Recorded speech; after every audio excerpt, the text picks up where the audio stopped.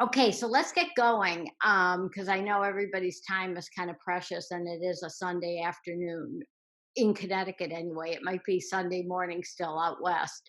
But anyway, this first slide, I think, is a really good way to get a very quick comparison of the different iterations of the cover and chain stitch. And the top one is a triple cover stitch, and that's your if your machine has 3 needles, you can do that. The second one down is a wide cover stitch, and what's missing? The middle needle. And just as a little bit of information, I did these stitchings all in one thing. I never broke the thread in between them. These are all done together just to show you that the wide cover stitch is equally as wide as the triple, but you're just not seeing or using the center needle position. So you don't have that third center line of stitching. The next one down is a narrow cover stitch, and that is your center and right needles, or possibly your center and left needles. It depends on your machine.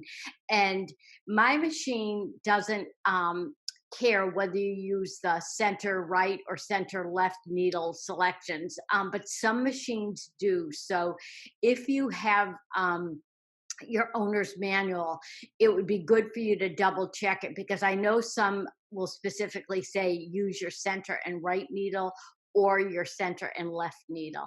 And then the bottom one is your chain stitch, which is a single needle and your chain looper. And that's a great little stitch for a lot of things. And I think it's very underused. It's very beautiful with decorative thread in the chain looper, but it's also great for alterations. And while I'm thinking about it, I'd say to all of you to please subscribe to my YouTube channel. It's youtube.com/Gail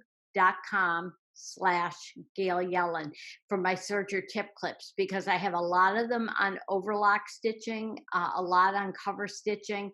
Many of them are on specialty feet and attachments as well, and different techniques. So and they're pretty in depth. Each one goes into everything, how it works, what it does, and how to get good results with it. So that's that. Now, while we're still on this slide, um, with the triple cover stitch, that's useful for a lot of things. And oftentimes, when people are making athleisure wear, active wear, things like that, you'll see that stitch done, and people will stitch from the wrong side face up on their garment so that you see that chain looper stitch on the back. And let's just go to the next slide and see what that is. Oh, that's the different machines, but you'll see that. So we'll talk about that in just a minute. Now, I always get a lot of questions about what's better to buy, a combo machine or 2 dedicated machines. And a combo serger will do both overlock as well as cover stitching. It involves some conversion from overlock mode to cover stitch and back again if you're going back to overlock. And I always have the same answer. It depends on how you work and what you do. If you are somebody who does alterations for a living, that to me would be a definite reason to own 2 different machines, because if you have alterations as a business and to make money, time is money. And for the time you would spend converting your machine from overlock to cover stitch and back again, that's a waste. So I would definitely have a dedicated machine. And that's what we're looking at now. This is the original Janome Cover Pro. I used to work for a dealer just a few hours a week in Connecticut, who was a big Janome dealer. And I got this machine when they first came out. because he was a big Janome dealer, he was the first one east of the Rockies to have this machine. So this is the Cover Pro 1000. I think their latest one is the Cover Pro 2000, which I have not had a chance to work on at all. But they've updated some of the features. I'm sure the lighting is better because you can kind of see the lighting on that oldie is a little bit on the dark side, shadowy. So I bet they've updated that. But just to show you the difference between a dedicated machine versus a combo, I did this close up. And what don't you see on this machine when the front of it's opened up? You don't see any knife. You don't see an upper or lower looper. And all you see is the chain looper right here. These machines are really pretty simple. You just have that chain looper and your 3 needles. When they were first coming out with a Coverstitch dedicated machine, they had a Cover Pro 900 that just had 2 needles. And again, this is just my feeling about that, is that I think the difference at that time was about $100 for the 2 needle versus 3 needle.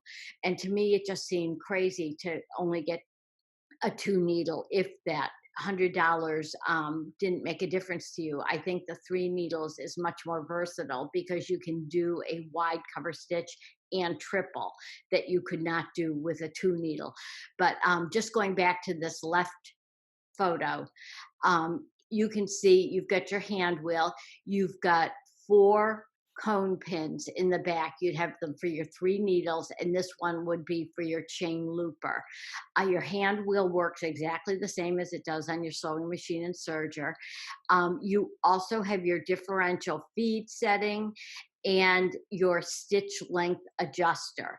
Now, this machine has tension settings, which most of the dedicated cover stitch machines do have.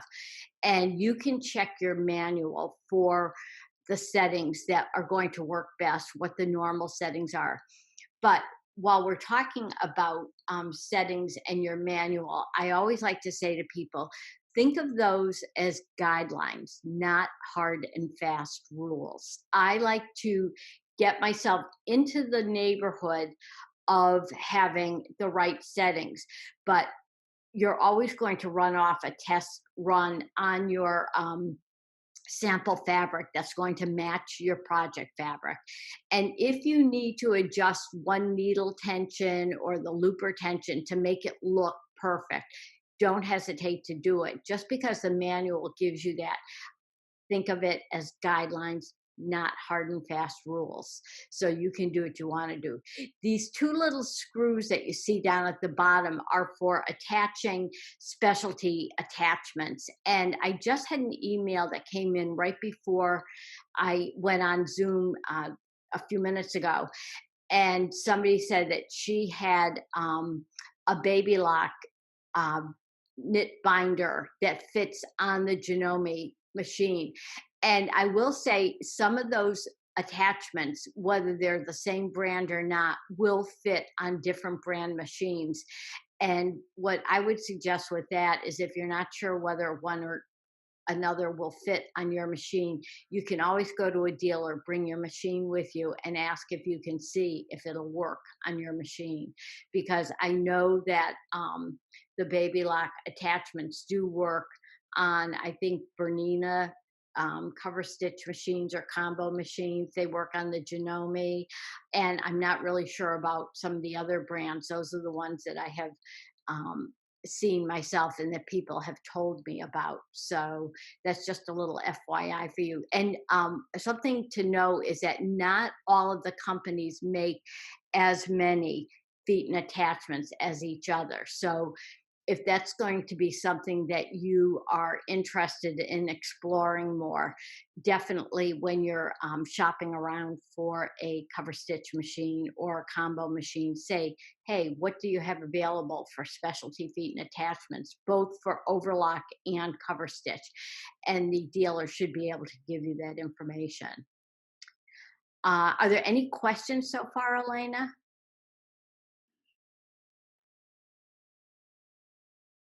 Are we good? I had to unmute myself. Oh, Sorry. So, oh, that's okay. actually, Marianne has a question. Sure.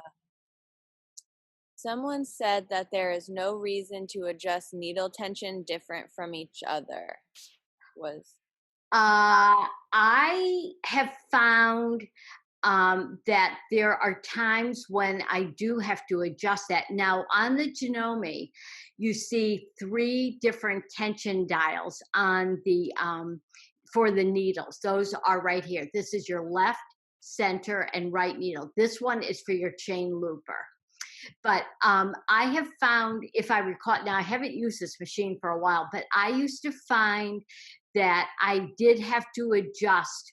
Um, I think it was the left needle, sometimes a little bit higher, or no, excuse me, I think it was the right needle, a little bit higher, and than the other ones. But again, when you test your stitch, that will tell you. And so again, that's an individual thing, and it depends on the baby lock combo machines like the Evolution, Ovation, Triumph. There is only one tension knob for that controls all 3 needles.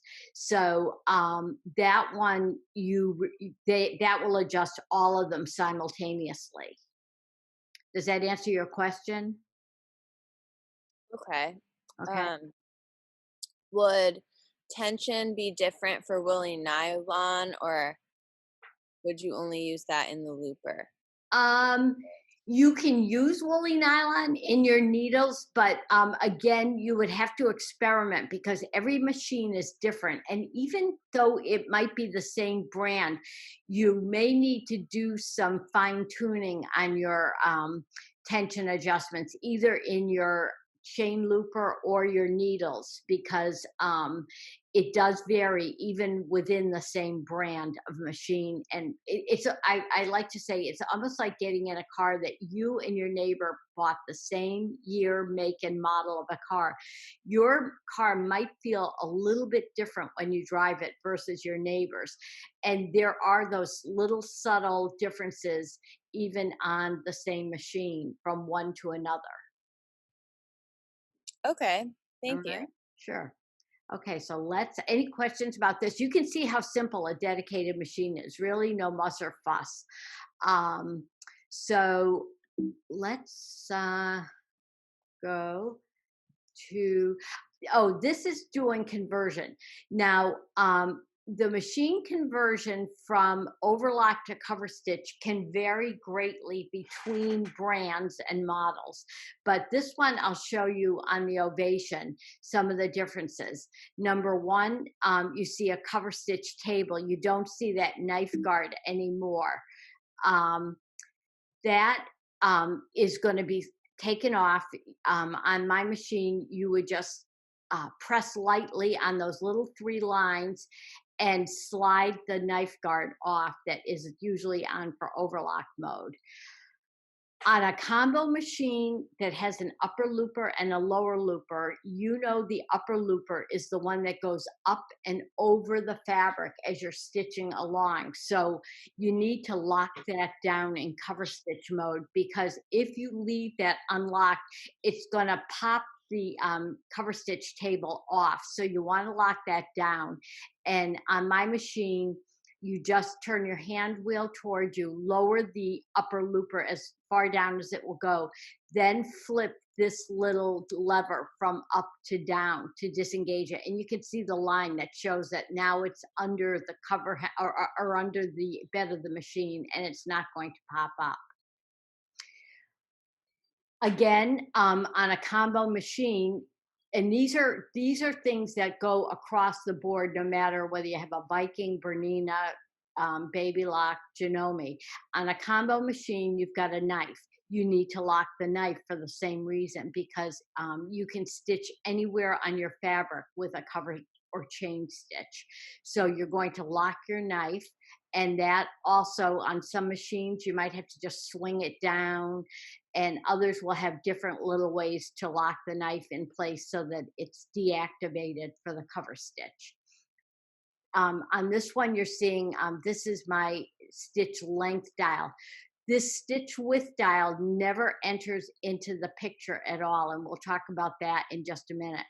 So in your chain looper, you're going to have that cone of thread, and you'll set up for whether you're doing a narrow cover stitch, wide, triple, or a chain stitch, depending on that, and you'll bring it down. And again, this is going to vary greatly between brands and machines for the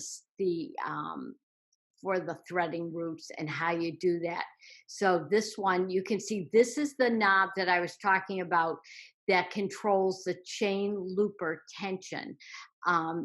Here's the kind of the area that you'd go in for the cover stitch, and then you'd bring it down here for the chain stitch, depending. So up and over, and I'll go through these quickly because not everybody has the baby lock. And this one has air threading, and that's one thing I wanted to mention. Now, for many years, baby lock had the patent on the air threading for the loopers, upper, lower, and chain. And you can see the 3 ports because it is a combo machine. That patent has since run out. It ran out, I would say, maybe 4 years ago. So if you are in the market for a new serger or cover chain stitch machine dedicated, ask for to see ones that have the air threading on the loopers, because it's a tremendous time saver. And also, if you have any kind of manual dexterity limitations or visual limitations, anything like that, trust me, it's worth the money. The air threading would be available on their higher end models. You wouldn't get that on their most basic models, chances are. But I do know that Janome, Juki, Bernina, Baby Lock, Viking. I don't know about Pfaff, but I know most of the major brands do have air threading now. And so again, if you're in the market for a new serger, ask about it and try it out, because I do think it's well worth the money, honestly. And again, it's another time saver. So, and this is that tension knob or dial that you see, and you would have it right in line with this little gold bar for cover stitching. And then you'd come down here more for chain stitching. And on your manuals, you would want to check those for the correct tension settings on your brand machine. This is just an overview on the Triumph. Do we have any questions again, Elena, yet on any of this?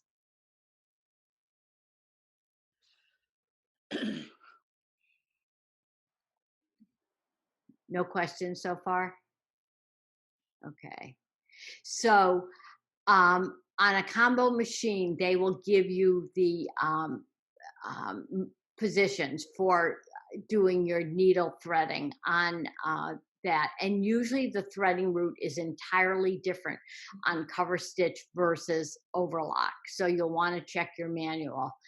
There's the chain looper threading position on the antenna, and you want to make sure that that antenna is fully extended on your machine before you start, so you'll get the correct feeding of your thread as it goes through. Here I have the 3 needles inserted, and this machine in the needle bar has these handy little windows so that I can make sure that the needle is right up to the top of the window where it should be. And you can see that just as in overlock mode, the needles are at different heights, and that is correct. And while we're looking at this, in overlock mode, there are a few different factors that will determine stitch width.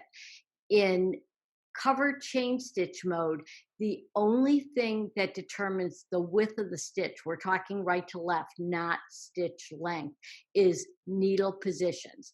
So as you saw in that first slide, A wide cover stitch that doesn't have this center needle in is the exact same width as a triple cover stitch. Then if you're doing the narrow cover stitch with the center and right or center and left needles, that will give you a slightly narrower stitch. And then if you're going down to a single needle, that will give you the chain stitch. So needle position is the only thing that will determine the width of your stitch in cover chain stitch mode. So, and again, you'll want to make sure that they're all at different levels, but that they're all fully inserted into your machine. And while we're looking at the needles, this is kind of an interesting thing. Sometimes when I am making a knit garment, I can use a stretch needle in the overlock mode when I'm doing the seam construction.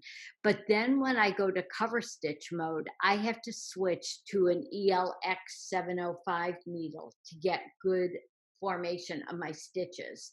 So be aware of that, that if you are trying to do a cover stitch with a universal or a stretch needle in, and the stitches look kind of funky and the formation is not good, then switch out to an ELX 705, because I know that makes a huge difference on my garments.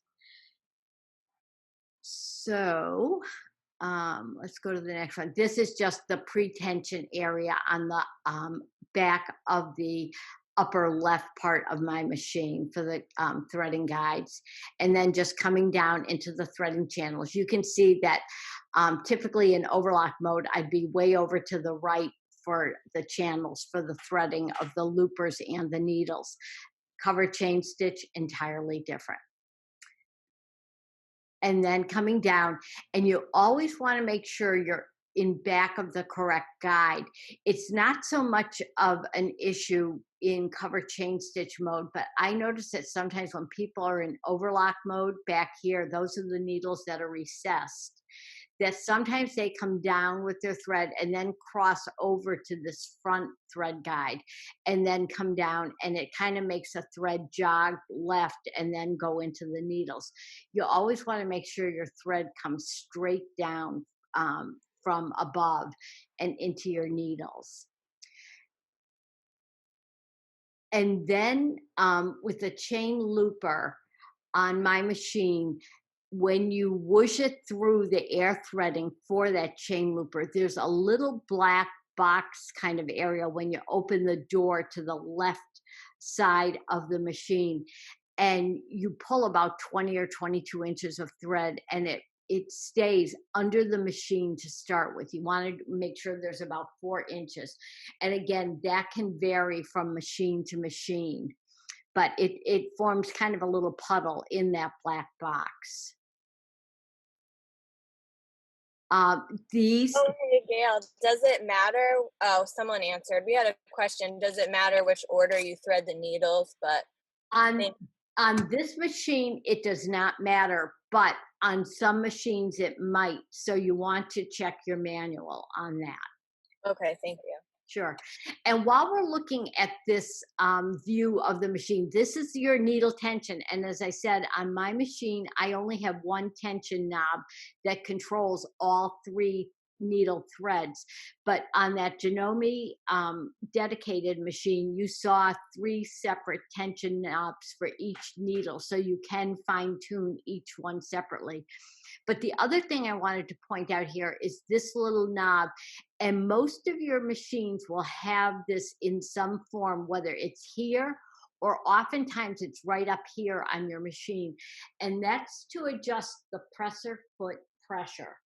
And but most of the time I leave mine right in the middle, right at that kind of neutral point that the factory sets it on, because I find that I get the best feeding of my fabric with that. But if you're not getting good feed on that, you can adjust that. You can either lighten up the presser foot pressure or clamp down on your fabric a little bit harder by turning it. And on some machines, as I said, the knob is up here. So check your manual. A lot of times people don't realize they have all these nice features on their machine, and they do. So double check that.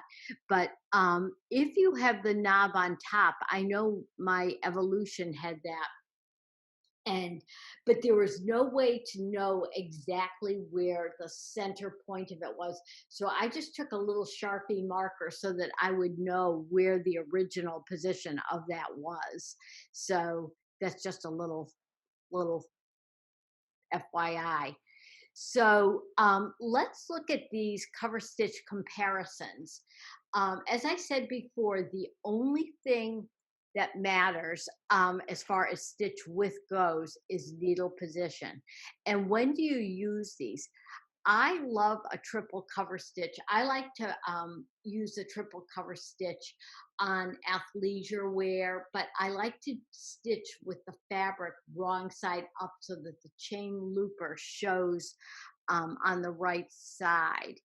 Here's that stitch again, but let's take a look at it. This is what you often see on ready to wear on the outside. That's my chain looper, um, the underside of the stitch. I hate to call it the wrong side. It's kind of the underside, but that's what the triple cover stitch looks like if you stitched with the wrong side of your fabric face up, where you'd have the needles on the wrong side, chain looper showing on the right side. It's really pretty. And I will say the decorative possibilities with decorative thread in your chain looper it's absolutely beautiful, just beautiful. So keep that in mind as an embellishment idea. So there you have basically I'm not sure which direction I stitched this in, but this might be the right needle, center, left needle. Oops, let me just click on that. Okay, and as I said before, I did this all without stopping stitching to unthread and rethread. I just clipped the center thread and took out that needle, continued along for a wide cover stitch with my left and right needles in. Now, when do I like to use a wide cover stitch? A wide cover stitch is great on heftier knits. The cover stitch is the industry standard for hemming knits. Any ready to wear t-shirt that you own, if you look at the sleeves and the hem, you'll see a cover stitch. And oftentimes it's a narrow cover stitch. The wide cover stitch works really well on heftier knits, but like a Ponte knit, polar fleece, things like that. But if you try to use a wide cover stitch on something like a t-shirt weight knit or a rayon, something very lightweight, bamboo, a lot of times you'll get tunneling on it. And you're better off switching to a narrow cover stitch. That's one of the reasons for that. So on the back side of this, you can see with the wide cover stitch, no center needle, that center line of thread is gone.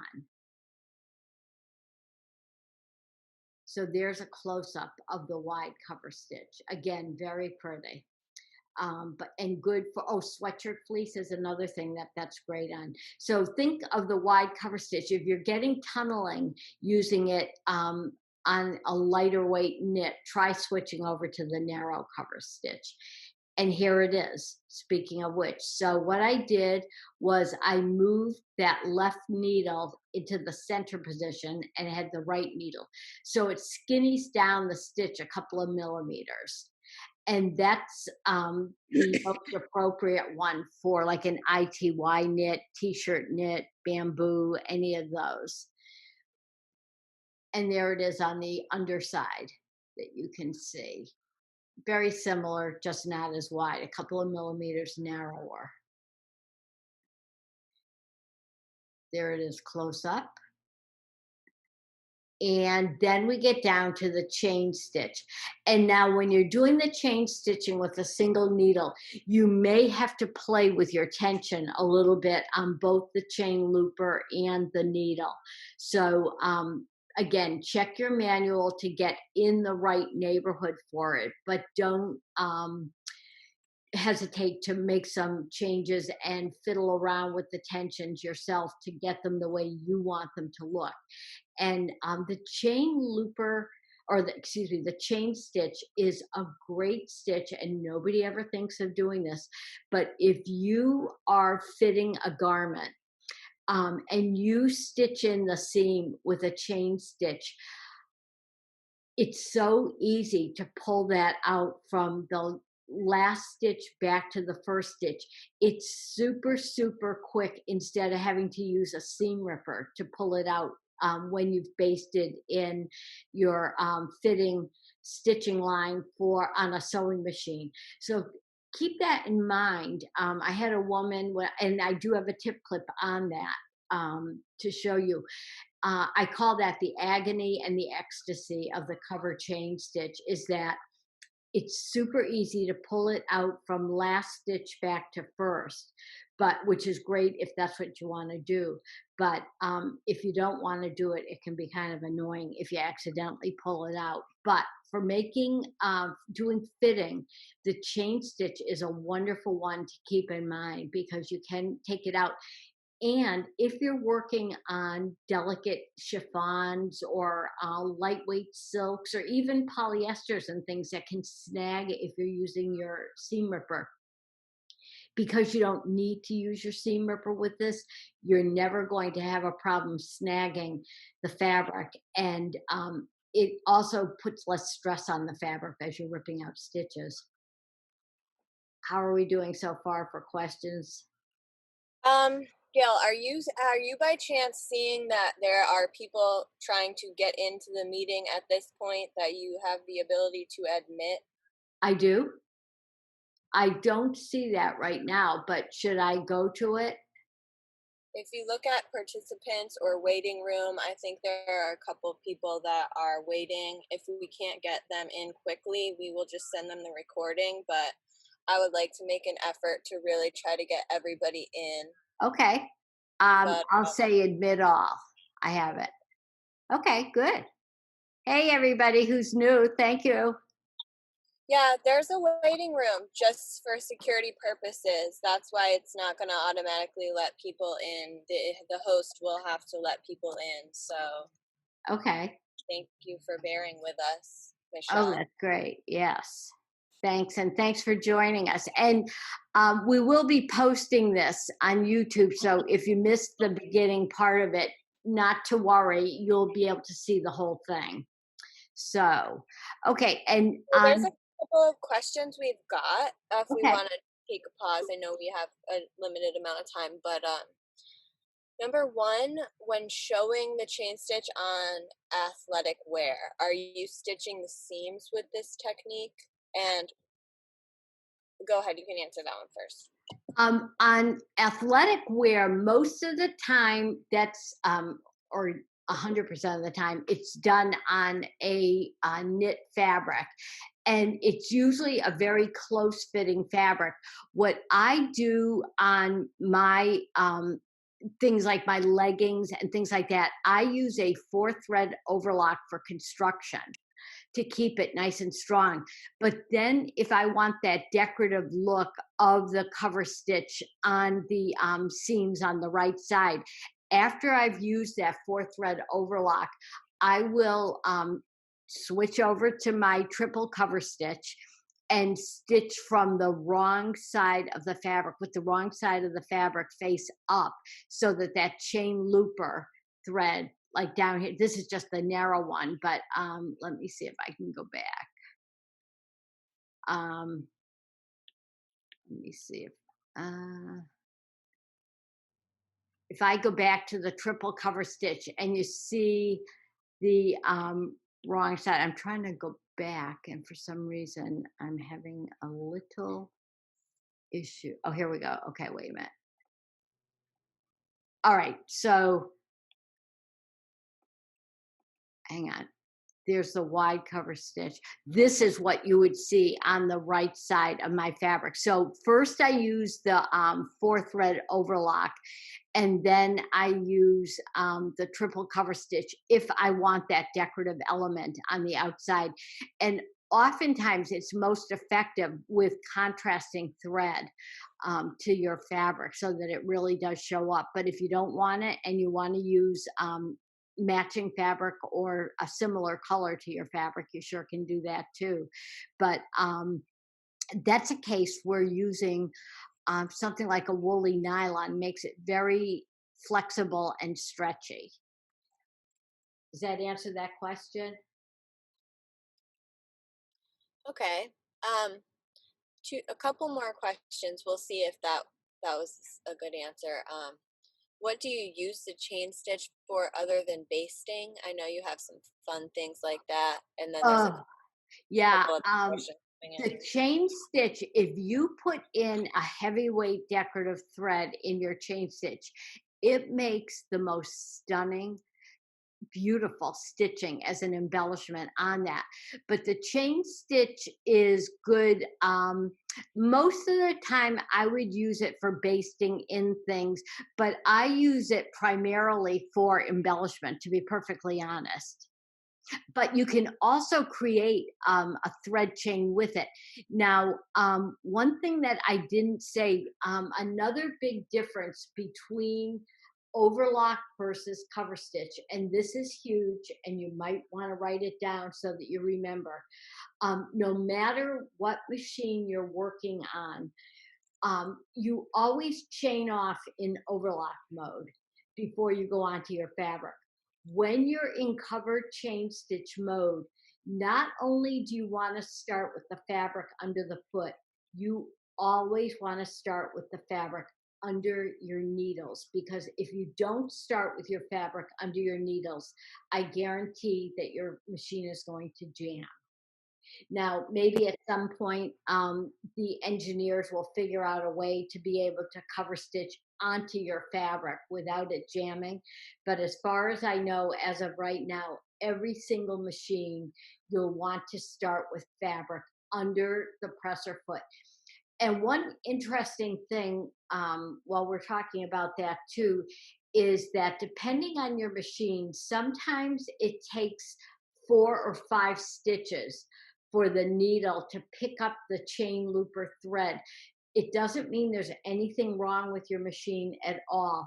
But if you notice that that happens, always start on just a piece of scrap fabric that I call starter fabric, so that if you're missing those first 4 or 5 stitches, it's just on your starter fabric, which is like a scrap piece of fabric, and not on your actual project fabric, because then you'll have to go back and fix it because you'll be missing a little bit of your stitching on that. Any more questions about that at all, Elena? Does that help with small stitching at the beginning? Not I mean, say that again. I'm not 100% clear on this question, but does that help with small stitches at the beginning? Um, it doesn't matter what your stitch length is. I would always test my stitch, and whether you're in overlock or cover chain stitch mode, always test everything on your scrap fabric that matches your project fabric, because you want to test your tensions, you want to test your needles, make sure you're not getting malformed stitches, and test your stitch length. And since you asked about small stitches, when I'm in cover stitch mode and working on a hem or anything, I tend to lengthen my stitch longer than I normally would, say, on my sewing machine. I typically never hem anything, no matter how lightweight the fabric is.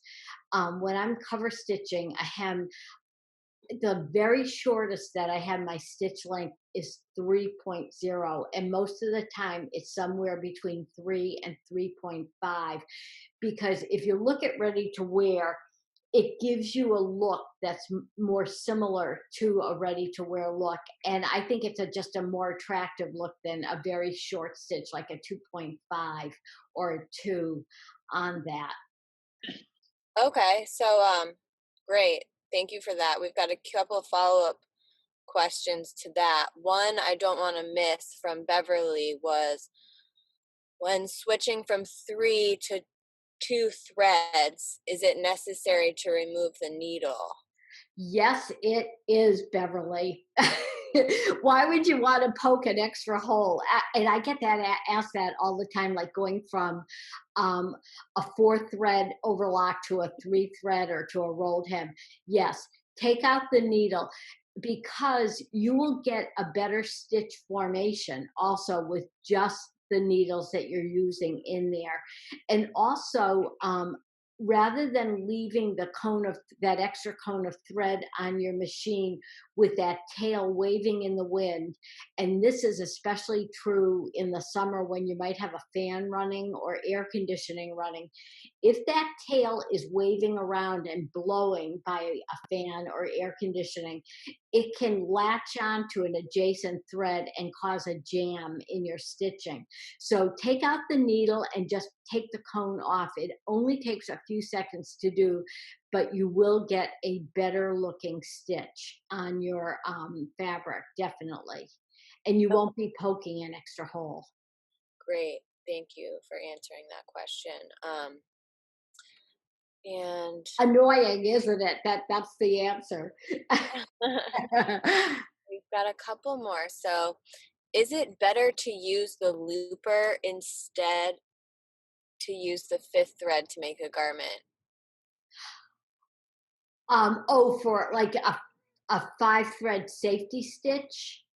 Um, I would no, I would not use the chain looper for construction on stuff. I would still go back to overlock for constructing and clean finishing because it's not overlocking the edges of the fabric. But if you're doing fitting where that's going to be a temporary seam, then definitely you could. But I think that the chain stitch, if perchance you pop the seam, as I said before, it's very easy to unravel that. So I wouldn't use the chain for permanent construction. Okay, okay. Um, so I know you have a good answer to sewing in the round. If you're sewing in the round for a hem, how do you start on a leader piece of fabric? If you're starting stitching in the round, that's a good question to ask. What I would do is test my stitching on my scrap fabric, make sure everything looks good, and if you test that stitching on that and your chain looper is getting picked up by the needles, that's not a concern. So all you have to do is pop your fabric under the machine, and when you're stitching in the round, I never stop or start on a side seam or any other seam that this cover stitching is going to cross over. I always start kind of in an arbitrary area, but you don't have to worry about not having picked up that chain looper thread to start your stitching because you've already picked it up on your scrap fabric. Does that answer the question? I hope so. Okay. If anybody wants to type in the chat another question, if that answers your question, feel free to do that. We had a couple more questions. Okay. We can, did you want to ask those? So, is there a way to lock your chain stitch at each end, beginning and end? Good question. Anytime you're in covered chain stitch mode, um, your stitch is automatically locked from the first stitch to last stitch, but it is not locked on the last stitch. And again, if you go to youtube.com/Gail Yellen to my Serger tip clips, I will have how to finish stitching in the round on that, and I can show it will show you exactly how to end your stitching and get the stitches locked in place, because I know what you're talking about, especially with cover stitching, that when you go, excuse me, when you go to pull the fabric out from under the foot, it's very easy to pull out those last 3 or 4 stitches on your fabric, again, because it's not locked. But that tip clip on cover stitching in the round will show you exactly how to finish that and lock it.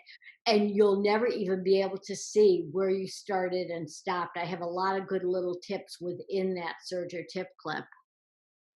Okay, so Serger tip clip stitching in the round is, we can send a link out to that with that too.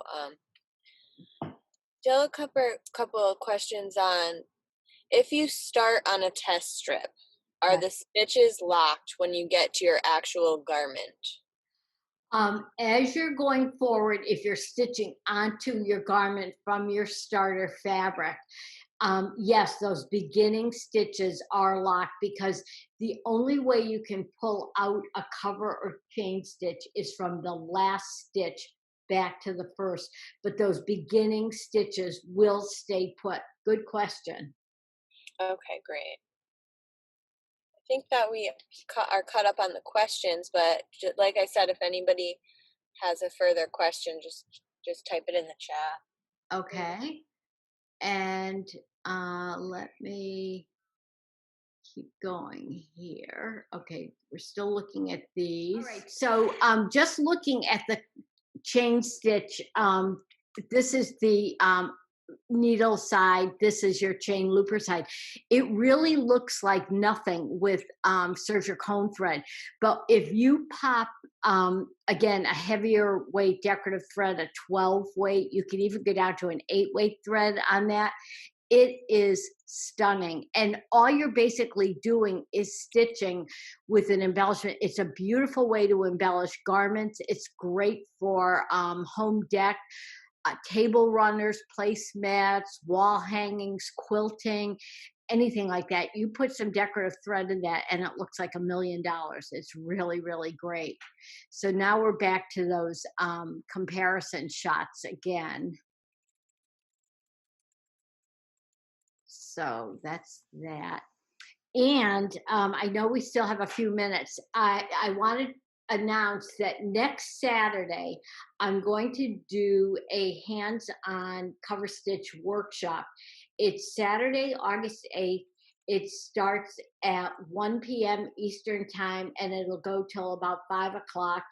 I'm going to limit it to 35 people, because if people have questions or anything else on that, I want to be able to take care of everybody in that. So, and if I have a waiting list, which there will be available, I will run it again and maybe even a third time for people. But we'll do some conventional types of techniques as well as creative ones with the cover stitch. So I think it'll be helpful and informative. You will have to know how to thread your own machine. So in the week before, which is starting today, you can practice with threading and check out your manual. Make sure you have nice fresh needles. I would highly recommend the ELX 705, either 80, they only come in 2 sizes, either 8012 or 9014. And for those, I have never seen those at any of the chain stores like Joann's. My apologies. I couldn't hear what you said. Oops. That's my watch. Sorry about that. I've never seen the ELX 705, so you might want to go to a sewing machine dealer to pick those up. You can also order them online too pretty quickly. But the fee for that is $30. It's for 4 hours. And again, we're going to limit it to 35 people. But if we have a big wait list, I'll be very happy to run it a couple of more times. So I hope some of you can join me next Saturday. And that's that's kind of an exciting thing for me. Saturday the 8th. Yes, Saturday, August 8th, and it starts at 1 p.m. Eastern Time. When you register, and we'll send you the email if you're interested with the link um, on that. So we'll be happy to do that for you. But again, if you don't get in, if it fills up quickly or anything else, just get on the waiting list and we'll get you in for the next round, and or maybe one after that. Just depends on how many people sign up and how quickly. But it is Saturday, August 8th, starts at 1 p.m. And again, you'll want to know how to change your needles beforehand, and you'll want to know how to thread your machine correctly. Just make sure it's working well and that everything is in good shape for starting, because I think you'll learn some new things, have a lot of fun. You can see a little preview of coming attractions on this slide that's up right now. But let me stop screen sharing and go back to my face. There we go. Hello, everybody. I'm back. Um, so let me just see if I can go full screen here. I guess that's the way it goes. All right. So anyway, does anyone else have any more questions about anything before we finish up today? Today was just a kind of a quick overview. You can always email me. My Serger Essentials book answers a lot of questions, but I highly, highly recommend subscribing to my YouTube channel, simply because I have a lot of overlock, but also a lot of covered chain stitch information in the different tip clips that I'll be happy to share with you. And people send me questions all the time from YouTube, and I do get back to people pretty quickly. I usually say to people that if you don't hear from me within a couple of hours, I'm traveling. But since nobody's traveling anywhere right now, or not too many people are, I'm home, so I can answer your questions and get back to you with an answer pretty darn fast these days. So, and I'm happy to do it. I'm happy to hear from people. Great. Thank you.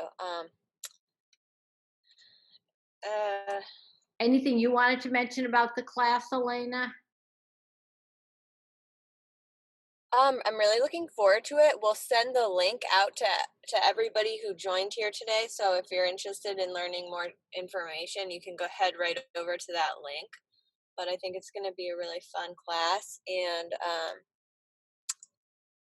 let's see. We've got a question from Marianne. Is there any way to slow down the speed of the foot pedal on the BLCS? Oh, Marianne, are you the one who sent me that email before the class started?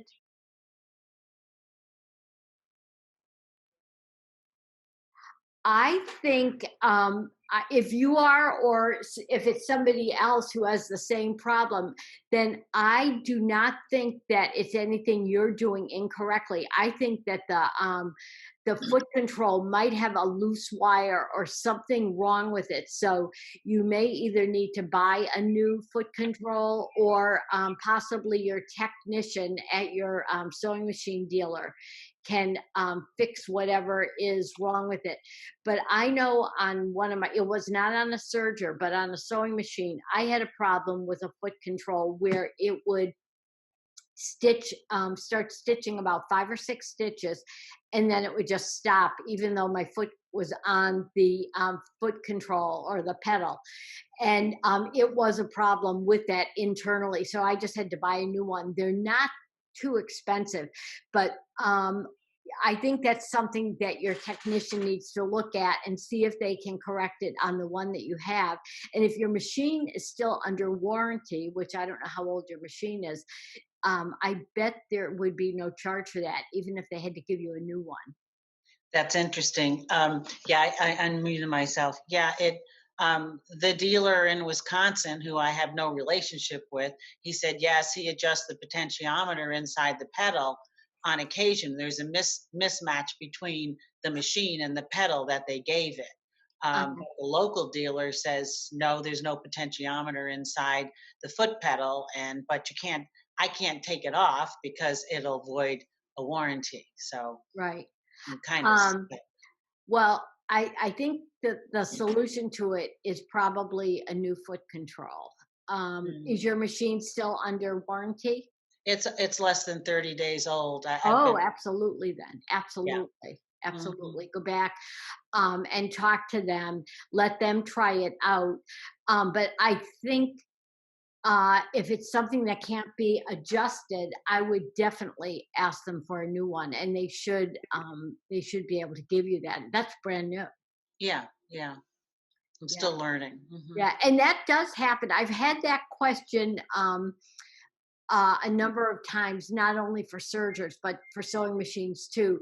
The foot controls are relatively simple devices. So sometimes like a wire can either get crossed or broken or so. I'm not a technician, but I know that has been a problem for different people on different brands of machines from time to time, not all the time, not very frequently.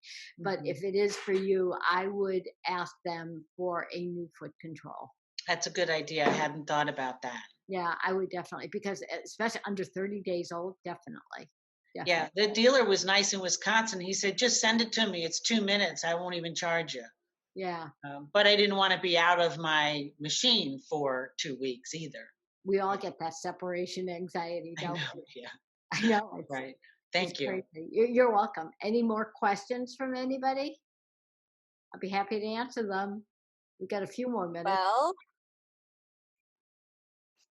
yeah, it's 11. We have a couple of minutes if people want to hang in for just a few ending questions. Um, yes, we'll talk about different types of needles for knit. Are there different types of needles for knit and woven? I know you have a lot of information on that. And then if you wouldn't mind just touching quickly upon on the cover stitch class, is it going to be techniques or project based? This one is going to be technique based, but they're all techniques that you can use on projects. Because it's it's a 4-hour class to do a project in, unless it was a very small one. Um, I think it would basically involve more time because you'd have to convert from overlock to cover stitch or maybe back again. But these are all techniques using the cover stitch. And when would you use a wide cover stitch? When would you use a triple? What are they good for? That type of thing. But I've taught it around the country, a bunch of places, and people seem to like it very much. So it is technique based.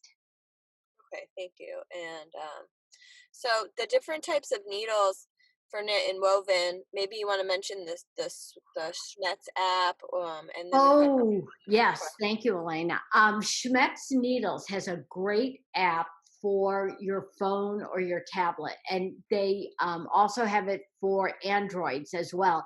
It's free. It's just go to the App Store and put in Schmetz Needles, SCHMETZ Needles, and you can download that app for free, and it's loaded with information, and it's kind of nice simply because if you go to retreats, which hopefully we'll all be able to start doing again soon, as soon as COVID is settled down. You've got all that information right on your phone. You don't have to carry any other little booklets with you. But when you're stitching with knits, particularly, that's when you might need a stretch needle. And one question, and in fact, I was asked this yesterday for an ASG group that I was doing a Serger thing for. Somebody said, is there a specific stretch needle for a Serger versus a sewing machine? No. The stretch needle is a stretch needle, and you can use it in your serger. And as I said, I'm wearing my Triangulate the T right now, and it's got a lot of a lycra in it. When I was doing the overlocking for the seam construction, I needed a stretch needle in my machine so that I didn't get skip stitches with a universal needle. But, and this is interesting, when I went to Coverstitch and do the sleeve, I think you can see the little narrow cover stitch on here, and it's on my hem as well. I had to switch to the ELX 705. I used an 8012. Most of the time, an 8012 is heavy enough for garment sewing, unless you're doing some hefty fabric where you might want a 9014 for say a sweatshirt fleece or something like that, but an 8012. But when it comes to ballpoint needles, honestly, and they're called jersey needles now. I believe Schmetz changed the name on those from ballpoint to jersey, but I think some of the other brands still call them ballpoint. But the interesting thing on that is the only time I ever had to use a ballpoint needle on my serger was when I made a swimsuit for one of my nieces. And that was like that dance fabric that is very stretchy in all directions. And even with a stretch needle in for the construction seams, the needle would sort of bounce off and skip stitches. So the ballpoint needle worked for that. But most of the time for overlocking on knits, you can use a stretch needle. But I always say test first. If you get perfectly fine stitches, which oftentimes I do with the universal needle on a knit fabric, go with the universal. But if the stitches don't look like they're in perfect formation or skipping, try a stretch. Good to know. Thank you. Okay, sure. Any other questions? Well, we've got a follow-up to Okay. that stretch needle question. Does ELX 705 come in stretch or other varieties? Nope. ELX 705. Oh, no, I shouldn't say that. Yes, it does. There is an ELX 705 and an ELX 705 SUK. And that one has a modified ballpoint on it. So, and again, those are needles. I don't think you're going to find them at the chain stores like Joann's. I think you're going to have to go to a dealer for those. But if your dealer doesn't have them or doesn't carry them, which I would find hard to believe, you can order them online. But I always encourage people to please buy from your local dealer first before going online, because so many of the independent people, more than ever now, need our business to stay in business and be there as a resource for us.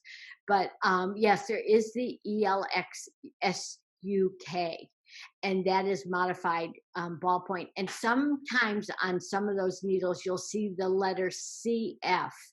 And the CF just means that it's got a chrome finish on the needle. And that keeps, I think the reason for that is it keeps the needle from heating up as quickly as one that is not chrome finished. And it's supposed to slide through your fabric a little more easily. Oh, that's interesting. So when would you use the SUK version of that needle? I would use that when I was cover stitching a knit that if my regular ELX 705 needles, if I was getting malformed stitches, I would try the SUK needles. And again, that might be on something like dance fabric, swimsuit fabric, or knits. It seems like every single day there's a new knit in a new fabric that's coming out. So if you find that your stitches don't look perfectly formed with the ELX 705, try the ones with the SUK on them. And I think that will solve your problem. But I always say the best way to find out the right needle is by stitching on your scrap fabric first. And that's why whether you're overlocking or cover stitching, the coin of the realm is testing, because there's nothing more annoying than having to rip out overlock stitches. It's time consuming, and you can always take the chance of snagging or poking a hole in your fabric too. It's much easier to pull out a cover stitch. But if you test what you're looking for on your test fabric, which you're going to use the same fabric as your garment or project fabric, and use the same number of layers. You're going to test the type of needle that you're using, the stitch selection. Do you want, in overlock, do you want to use a 4-thread overlock, a 3-thread wide, 3-thread narrow, whatever, a rolled hem? In cover stitching, you want to test your needle tensions, your chain looper tensions, also on overlock too. But also to test, for testing that needle, the time to find out that you're getting skipped stitches is on your test fabric, because you don't have to rip anything out. It ends up being a huge time saver. Trust me, it seems like a pain in the neck, and that's the way I used to think when I first started sewing, was that I hated making samples, but I found that in the long run, it saved me a lot of headaches and aggravation, because I knew everything was going to work correctly once I went on to the project. So you're going to test that type of needle on your scrap fabric, and that will tell you, do I have to change it out, or is this one perfectly fine? Okay. And Thank again, you. that can vary between makes and models of machines. For, like, as I said, I've heard some people say they've used universal needles for cover stitching and they get a perfectly fine stitch. I get better cover stitching with the ELX 705s. Okay, great. Yeah, it sounds like the samples are really important. And then if you take the time to make the samples on the different fabrics with all the different variables, I know you do this. You keep a plastic 3-ring binder with page protectors and you put your samples right in there. So it's like your own go-to technique dictionary. Yeah, Elena's always very diplomatic. Thank you for mentioning that, because I forgot. Yes, it's always a good idea. If you get like a 3-ring binder and have some of those plastic page protectors, save your samples and make your notes on them. Say, this is what my stitch length was, this is what my tensions were, this is what needle I used, blah, blah, blah. And I also think it's very valuable not only to save the things that work well, but also the things that didn't work well. Because sometimes you might go to do the same thing, you think it's going to work on some of these techniques or fabrics. Maybe you're going to sew on it today, but maybe you're not going to sew that lightweight knit again till next summer. And we all think that we're going to remember every little tidbit of what we did, but I know I don't. But my little go-to binder is a great way for me to have that reference of knowing, oh, I used this needle. Oh, that's right, I adjusted this tension setting or whatever. It gives you a lot of information. And again, you'll test it on your new project, but that information is super valuable to have. So thank you for reminding me about that, Elena. Yeah, you're welcome. Well, it's almost 15 after. I think we'll answer a couple more questions here. If people need to leave, though, go ahead and go ahead, and we'll send you the recording so you won't miss anything. But yeah, we'll take a couple more questions here till 11:15. I think we have enough time for that, Gail. What do you think? Sure. Elena's on the West Coast, by the way. That's why she's at 11:15. Oh, We can yes, take a couple more. Yep. So what do you think of using top stitching thread on the cover stitch? I would use yes, you can do that. You would put in, now again, you're going to have to test it.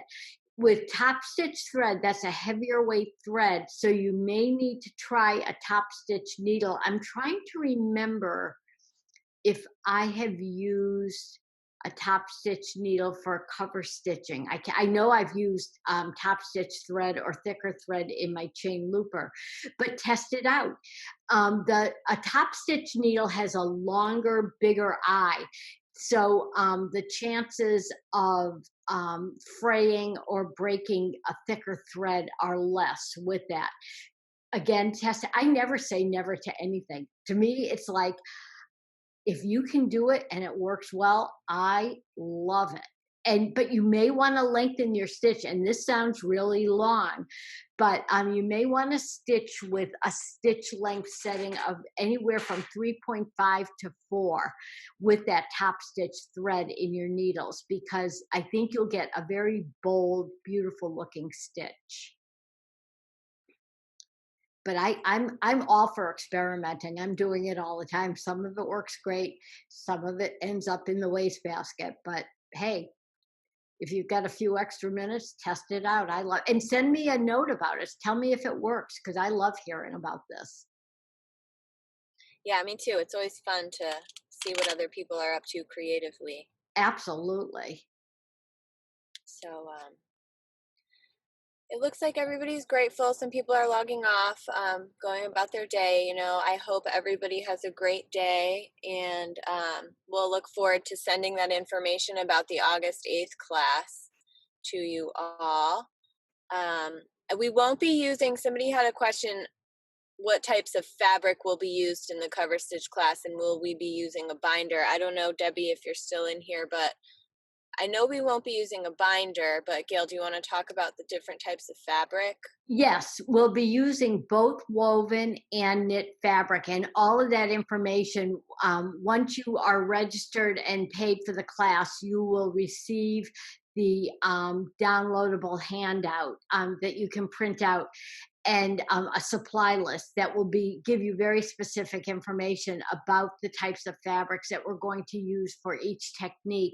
But if you have a question, just shoot me an email and I'll help you clear that up ahead of time. But you've got a week to work with that, so I think you should be fine. Great. Okay. Well, you know, thank you everyone for joining us. It looks like we're winding down here, so Yes, yeah. thank you, everybody. As I say, today was just kind of a quick overview. If you think of some questions in the meantime, just send me an email and I'll get back to you.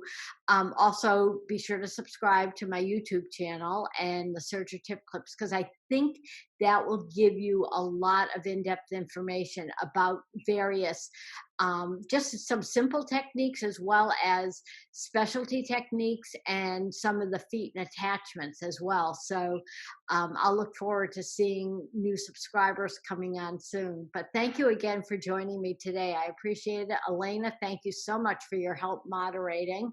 And I hope it was helpful for everybody.